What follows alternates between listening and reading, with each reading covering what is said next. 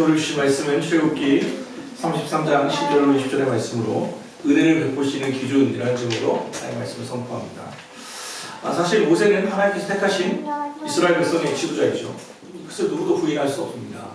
그런데 그 모세가 하나님이 모세를 택하실 때, 주님의 종으로 부르셨을 때 진짜 모세가 그 택할 만을 했는가를 생각해 보면 의문점이 있습니다.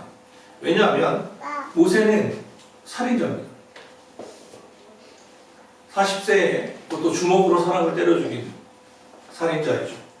그리고 그는 또 40년 동안 미디안 광야에서 도망자예요. 그는 꿈도 희망도 의지도 없는 사람입니다. 더 나아가 미디안에 있는 제사장 이디로의 딸과 결혼한 사람입니다. 자기 신앙을 지킨 게 아니라 이방 여자와 다시는 결혼한 거죠. 제가 좀 그런 생각을 해봤습니다. 얼마 전 총선 여파로 제가 그런 생각을 해봤거든요. 만약 모세가 총선에 나왔다면, 그 국회의원에 나왔다면 상대 쪽에서 진영에서 이 사람을 공격해야 된다고 하면 참 공격할 거 많겠다. 그의 전력을 보면 그렇지 않아요? 살인 효과 있죠. 40년 동안 도망쳤죠. 종교적으로도 문제 있죠. 지위는 목자죠. 더 나아가 좀 더 심각하게 얘기하면 모세는 그 총선이 있었다면 그는 국회의원으로 나오지 않았을 겁니다. 왜냐하면 그는 꿈도 희망도 용기도 없는 상태였거든요. 그러니까 하나님께서 모세를 불러주셨을 때 모세가 4번이나 거절하는 그것은 겸손의 표현이 아니라 실제 그의 실존이었을 거예요. 오죽하면 모세가 하는 말이, 하나님께서 내가 너를 주로 세운다고 했을 때 제발 좀 보낼 만한 자를 보내십시오. 자기가 느끼기에, 아니 자기가 자기를 되게 객관화시켰을 때도 자기는 보낼 만한 사람이 아니에요. 하나님이 실수하시는 것처럼 보이는. 그러니까 하나님이 너를 택한다고 했을 때 그렇게 완강하게 계속해서 거부하는 것, 그게 바로 지도자 모세였어요. 그럼 왜 하나님은 모세를 택하셨을까를 생각해 본다면, 그 사람은 하나님 보시기에 딱 괜찮은 지도자예요. 왜냐하면 많은 지도자들이 어려움을 당하는 이유는 자기의 능력이나 자기의 지혜를 가지고 하려고 하다가 망하거든요. 자기의 능력이나 자기의 지혜, 자기의 경험을 의지하다가 하나님보다 자기 그것을 앞세웠을 때 반드시 타락하고 넘어지게 됩니다. 그런데 모세는 그게 없어요. 자기 경험도 의지도 완전히 말 그대로 80세라고 하는 힘도 꿈도 희망도 없는 노인일 뿐이에요. 사람의 눈을 볼 때는 그 사람은 정말 형편없는 지도자감이지만 하나님 보시기에는 그 사람은 제대로 된 지도자입니다. 사람들 앞에서 나의 무능력을 고백했을 때 오히려 하나님은 그게 능력이 될 수 있다는 거죠. 사실 모세가 출애굽을 할 수 있었던 이유는 모세가 한 게 없어요. 그렇잖아요. 10가지 재앙을 내릴 때 모세가 했던 일이 있어요. 홍해를 가를 때 모세가 했던 일이 있어요. 모세가 한 것은 홍해를 밤새 지팡이를 들고 가만히 있었던 거, 팔 아픈데 참았던 거, 10가지 재앙이 있을 때 담대하게 바로에게 나아가 선포했던 것, 내보내라고 하나님께서 말씀하셨습니다. 그 말을 그냥 전했을 뿐이에요. 그가 무슨 일을 했던 게 아니에요. 철저히 하나님의 능력에 의지했을 때 그런 일들이 벌어졌어요. 순종했을 때 그런 일이 일어났단 말이에요. 모세에게는 왜 바로와 싸우는 게 무서웠던 게 아니에요. 힘들었던 게 아니에요. 더 정확하게 말하면 진짜 그를 힘들게 했던 건 출애굽 이후였어요. 출애굽을 하고 나왔더니 430년 동안 노예로 살았던 이스라엘 백성들과의 관계가 생각만큼 잘 되지 않는 거예요. 적각군이 흐르는 가나안 땅으로 직행하려고 갔는데 정탐꾼을 보내려고 하지도 않았는데 정탐꾼을 보내더니 지네끼리 다 부정적인 얘기를 하고 다 망했다고 얘기하고 다 죽었다고 말하니까 하나님이 화가 나셔가지고, 야 너희들 그렇게 원망하고 불평하는 거 내가 다 들었어. 너희 말대로 해줄게. 니네가 안 된다고 했지 진짜 안 되게 해줄게. 니네가 정탐했던 하루하루를 1년씩 잡아서 40년 동안 너희를 광야에서 죽게 하라고 말씀하시죠. 그럼에도 불구하고 이스라엘 백성은 여전히 이 40년 동안 모세를 원망하고 하나님을 원망하며 그렇게 광야에서 사라져가게 됩니다. 좀 생각해보면 이스라엘 백성들이 왜 하나님을 그렇게도 원망했던가를 생각해본다면 몇 가지 이유를 들 수 있어요. 첫 번째는 조급하면 그렇게 됩니다. 자기의 시간표에 하나님을 자꾸 집어넣으려고 하면 원망이 나고 불평이 나게 돼 있어요. 특별히 누가 원망을 잘하냐면 성격이 조급한 사람들은 원망을 잘합니다. 그런데 성격이 조급한 사람들의 특징이 뭐냐면 대체적으로 머리가 좋은 사람들이에요. 회전이 빠른 사람들이에요. 그런 사람들은 성격이 조급하고 원망이 많아요. 왜냐면 내가 볼 때는 이게 다 그냥 끝났거든요. 이렇게 하면 된다고 생각해요. 이렇게 하면 될 것 같아요. 근데 안 해요. 그럼 뭐가 나와요? 원망이 나오는 거예요. 자기가 좀 둔하고 무능한 줄 아는 사람은 다른 사람도 그냥 그러려니 하고 살아가요. 그런데 자기가 뭔가 좀 능력 있고 지혜롭다고 생각하는 사람들은 자기의 기준으로 모든 것을 평가하려고 하기 때문에 자연스럽게 원망하고 불평하게 돼 있어요. 그 사람은 부모도 원망하고 이 사람도 원망하고 하나님도 원망하고 나라도 원망하고 모든 게 불평할 거리예요. 성격이 조급한 사람들. 이스라엘 백성들이 조급했어요. 또 쉽게 잊어버리면 원망하게 돼 있어요. 쉽게 잊어버리면 뭘요? 애굽에서의 그 극한 고통을 고생했던 걸 잊어버린 거예요. 430년 동안 했던 노예 생활, 그때가 참 어렵고 힘들었는데 시간이 지나니까 뭐예요? 과거를 추억하게 되는 거예요. 미화시켜버리는 거예요. 그때가 좋았지로 가는 거예요. 그래도 그때가 좋았지. 과거를 미화시키는 건 사람의 본능이지 모르지만 그때의 고생스러움을 다 잊어버려버리면 현재의 고통을 잊어버리기 위해서 자꾸 과거를 미화시키면 그 사람은 원망이 나올 수밖에 없어요.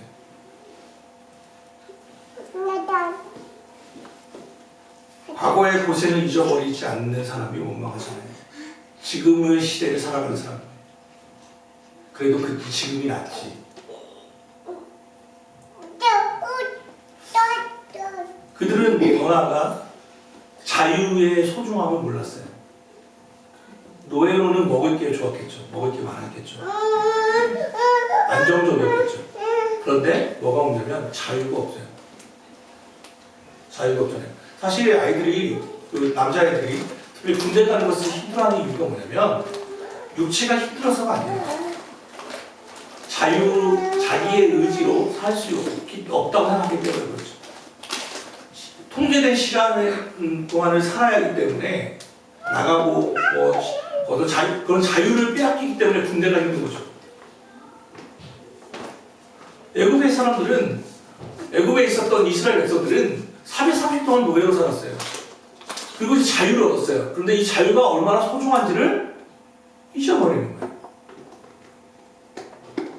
그러니까 원망이 나오죠. 마지막으로는 기약이 없으면 원망이에요. 언제 끝나는지 모르면. 이 광야를 도는데 이게 언제 끝나는지 모르는 거예요. 하루, 이틀, 언제 끝날지를 얘기해주면 좀 해볼 텐데 그게 없으니까 원망하죠. 좀 그런 생각도 해봤어요. 예전에 영화에 인타임이라고 하는 영화가 있었잖아요. 그 뭐냐면 이 시계 같은 여기에 내가 죽을 날짜가 기록되는 거예요. 그리고 시간이 딱 들다가 0이 딱 되면 0000이 나오면 딱 죽어요. 갑자기 심장 붙잡고 확 죽거든요.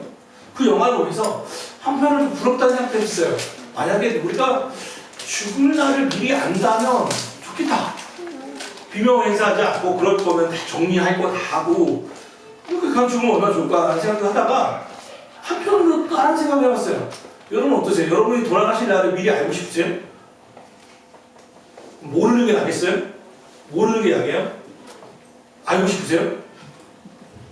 뭐 이렇게 의견이 달라가지고 생각해보니까 그러면 좀 미리미리 하면 좋겠다는 생각을 해봤다가 만약 사회가 정말 죽을 날을 안다면 날짜를 안다면 어떤 일이 벌어질까 생각해보니까 대혼란이 일어날 것 같아요. 대혼란이.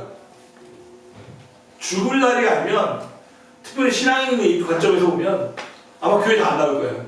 죽을 날 다 놀다가 죽기 한 이틀 전쯤 나오시겠죠. 나와서 회개하며 주님 천국을 자기 마음대로 마음껏 살다가 그렇게 살지 않을까요? 죽을 날을 만약에 안다면 진짜 사회는 마음껏 자기 멋대로 남은 걸 뺏고 방탕하게 살다가 그렇게 하다 가지 않을까라는 그런 생각도 해봤어요. 기약이 없어요. 그래서 사실은 모르는 게 약일 수도 있죠. 이스라엘 백성들에게는 이게 언제 끝나는지를 몰랐어요. 그들은 조급했고 자유의 소중함도 몰랐고 과거를 미워하며 기약 없는 이 일정에 참여하고 있어요. 그러니까 이 모든 걸 한마디로 말한다면 근본은 뭐냐면 불신앙인 거죠. 하나님에 대한 믿음이 없어요. 믿지 못하겠다는 거예요. 하나님에 대한 불신앙이 기저에 깔려있는 거예요. 젖과 꿀이 흐르는 땅으로 들어가라고 하면 그냥 들어가면 돼요. 나머지는 하나님께서 알아서 하신다라고 하면 되는데 자꾸 판단하거든요. 우리는 다 죽을 거야. 야, 그들은 성벽을 봤는데 거인들이던데 정말 두껍던데 우리 갖고는 안 되겠던데 하면서 그렇게 나가는 거예요. 자기 생각으로 자꾸 판단해 가려고 하는 거예요. 하나님의 약속에 대해서 그들은 믿지 않아요. 그게 원망의 시작이에요. 오늘 본문은 창세기 출애굽기 33장이죠. 33장 앞에는 뭐가 있죠? 32장이 있어요. 출애굽기 32장의 내용은 뭐냐면 그런 거예요. 모세가 하나님의 호렙산에 올라가서 하나님이 직접 친히 쓰신 십계명을 두 돌판에 받고 있는데 거룩한 시간을 보내고 있는데 모세가 올라간 지가 40일이 지났어요. 이 모세가 죽었는지 살았는지를 모르겠어요. 그러니까 이스라엘 백성들이 하나님에 대한 신뢰가 없으니까 야 이거 죽었나 보다 모세. 끝났다. 우리는 애굽에서 이제 우리 광야에서 살아갈 수 있는 새로운 신을 모시자. 여호와의 신을 만들자. 라고 하면서 금붙이들을 막 모았는 거예요. 아론이 그것들을 가져오라고 하더니 그거 가지고 뭘 만드냐면 금송아지를 만들어내는 거예요. 이건 십계명에 대한 전적인 배반이에요. 하나님의 형상을 만들어내고 우상에게 절하는 일들을 하고 있는 거예요. 그 하나님께서 호렙산에서 그걸 다 지켜보고 있는 거예요. 그게 32장의 내용이에요. 하나님 너무 화가 나셨어요. 그래서 하나님이 모세에게 이야기해요. 야 이것도 다 죽여버려야겠다. 다 죽이고 이스라엘 백성을 다 멸하고 내가 너로 새로운 민족을 세우겠다. 모세로 시작하는 새로운 민족으로 세울 테니까 야 내가 할 수 있다. 나의 이 진노함을 다 쏟아놓겠다. 그들은 목이 굳은 백성이다 라고 말씀하시죠. 그때 모세가 하나님 앞에서 납작 엎드립니다. 하나님 그러지 마십시오. 저들의 죄를 용서해 주십시오. 저들의 죄를 용서하지 않을 거라면 제 이름을 주님의 기록한 생명책에서 지워버리십시오.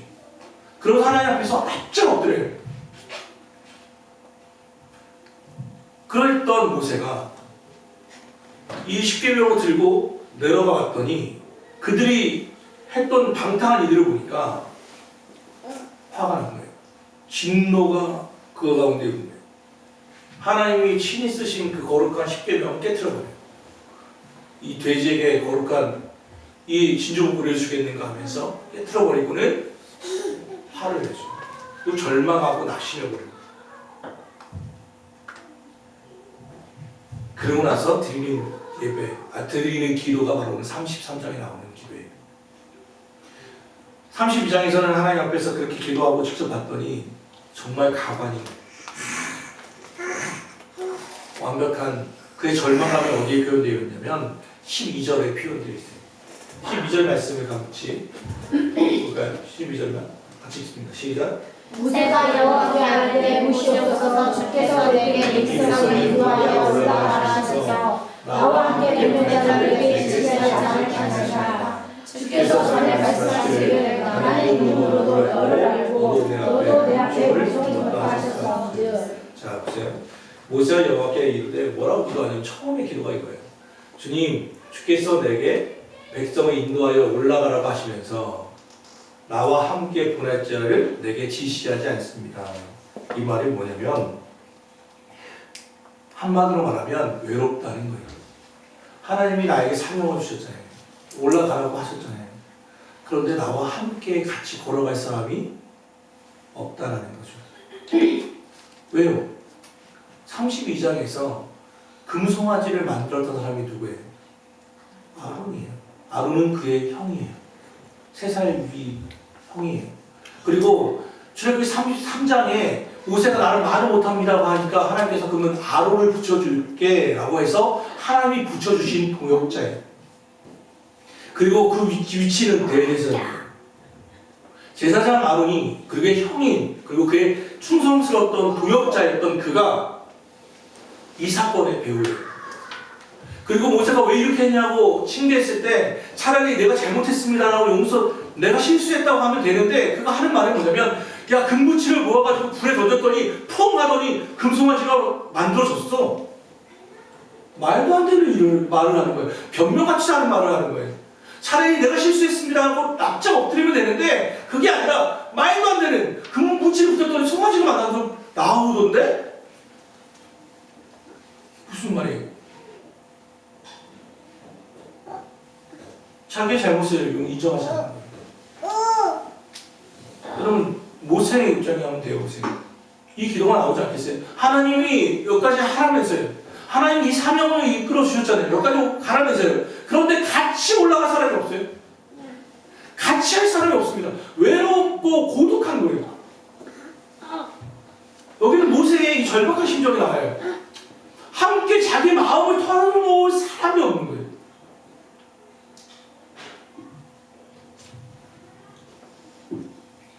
하나님, 날더러 이 백성을 인도하라고 하셨지만 함께 일할 사람은 주시진 않았잖아요. 물론 모세 뒤에는 여호수아가 회막문을 지키고 있었어요. 그의 후계자가 지키고 있었어요. 그런데 이 외로움에 사로잡히니까 사람이 보이지 않아요. 동역자가 보이지 않아요.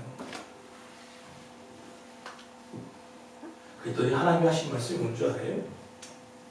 내가 친히 가리라. 14절 여호와께서 이르시되 내가 친히 가리라. 내가 너를 쉬게 하리라.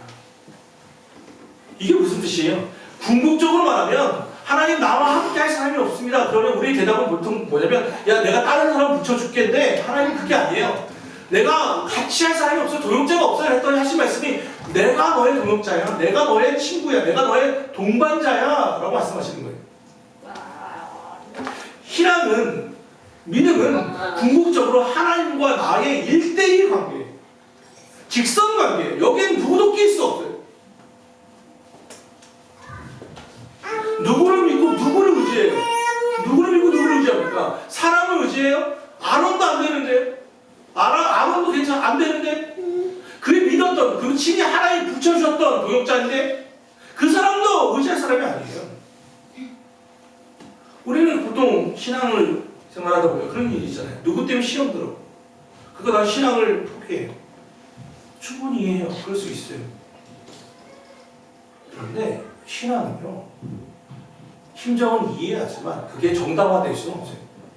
신앙을 버리는 정당화될 수는 없어요. 왜냐하면 신앙은 사람이 끼는 게 아니에요. 나와 하나님과의 관계. 하나님 말씀이 그거잖아요. 그래서 내가 친히 갈 거예요. 내가 너를 쉬게 할 거예요. 안식을 얻는 건 사람에게서 얻는 게 아니라 하나님께 하는 하나님 안에서의 쉼을 얻는 거예요. 그게 안식일의 개념인 거예요. 우리가 왜 이 주일 예배에 오는 거예요? 쉼을 위해서 오는 거 아니에요. 정말 힘겨웠던 그 6일간의 그 아픔, 투쟁, 괴로움, 메마름 그것들에 대해서 하나님께 위로를 받기 위해서 나오는 거 아니에요? 여러분 목사에게 위로를 얻기 위해서 나오시나요? 저한테 위로가 됩니까? 절대로 안 돼요.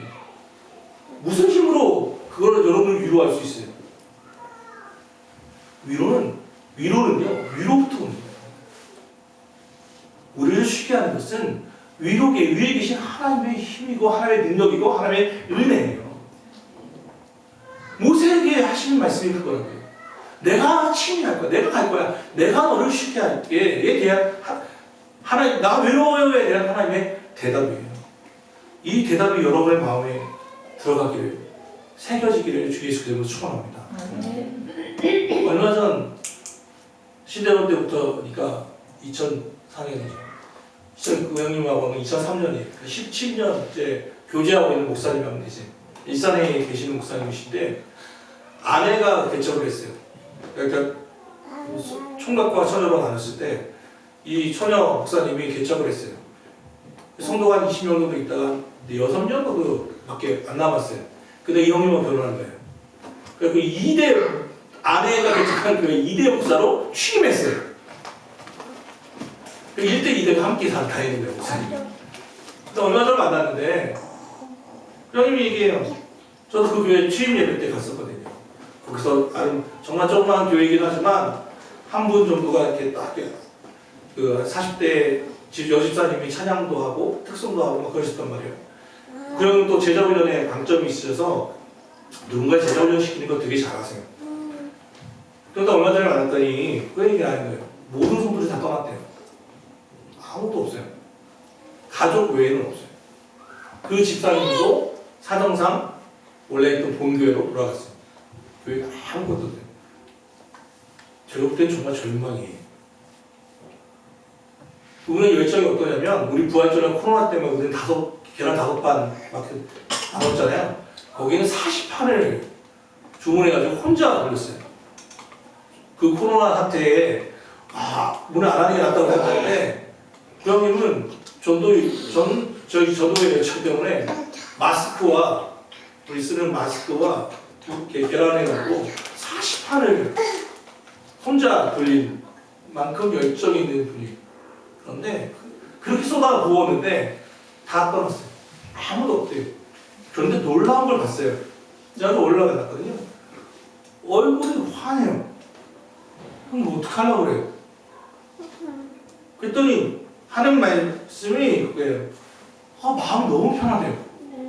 이제 하나님이 일을 하실 것 같아요. 이제 벽돌을 하나하나 놓는 것처럼 죄송하지만 1대 목사님이 해놨던 그 틀이 있었기 때문에 자기가 뭐 하긴 하지만 아내이기도 하지만 좀 안 맞는 거예요.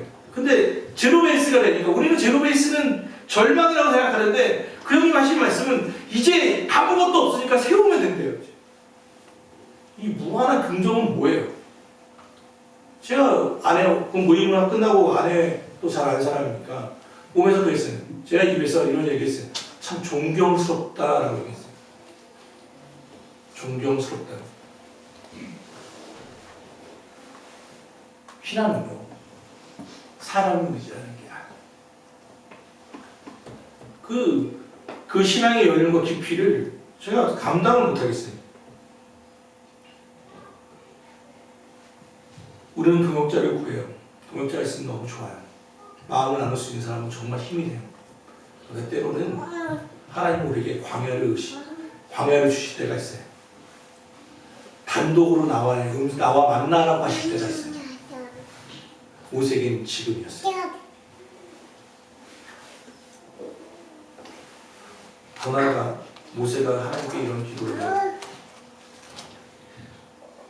주께서 전에 말씀하시기를 나는 이름으로도 너를 알고 너도 내 앞에 은총을 입었다 하셨사오되 내가 참으로 주의 목전에 은총을 입었사오면 원하건대 주의 길을 내게 보이사 내게 주를 알리시고 나로 주의 목전에 은총을 입게 하시며 이 백성을 주의 백성으로 여기소서.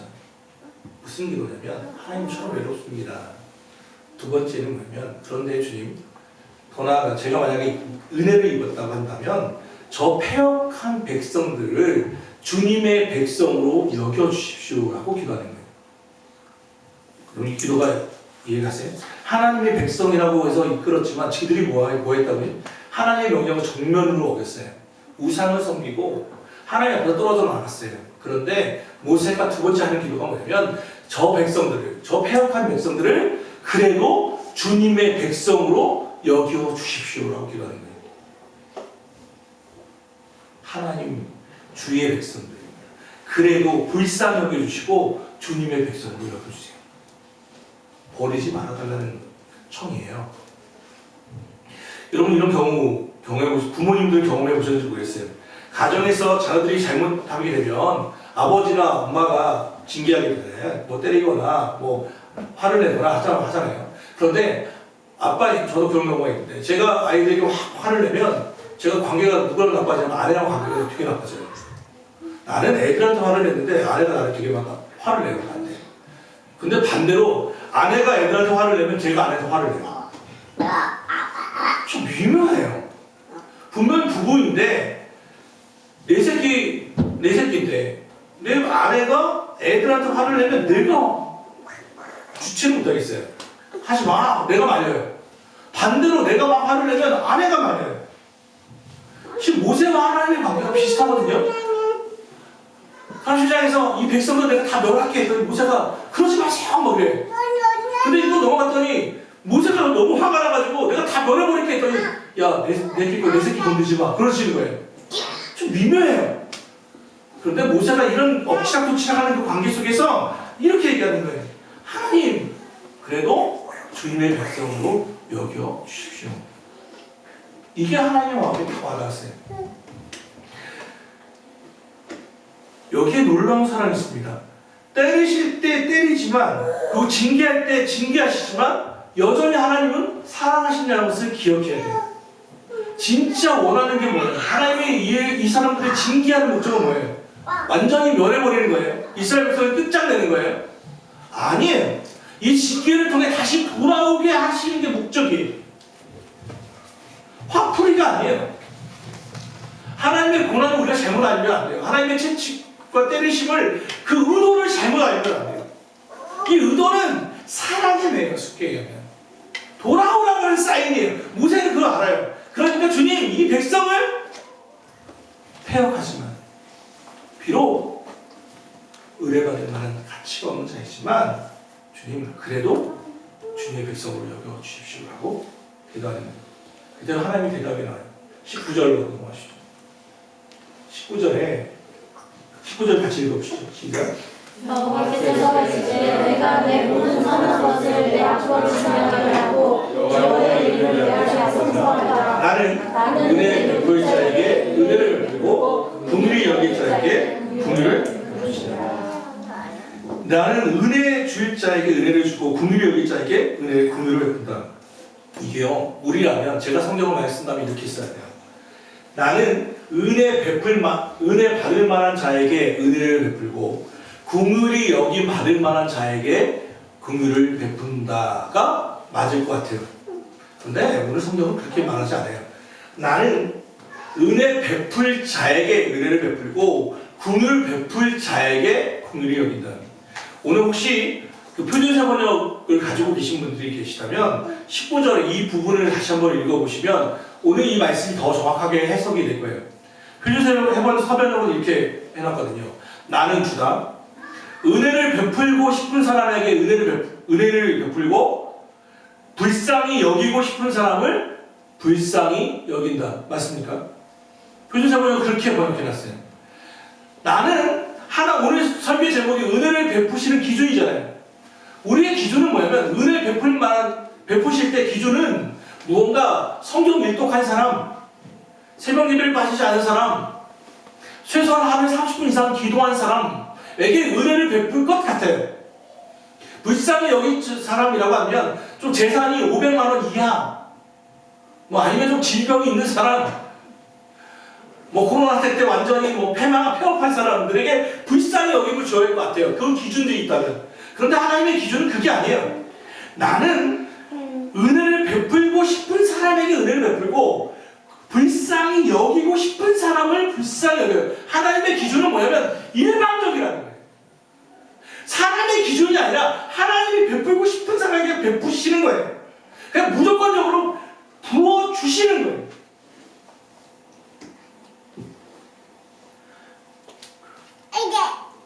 우리가 부모가 자식을 사랑하는 건요, 내가 뭘 받을 만해서가 아니에요.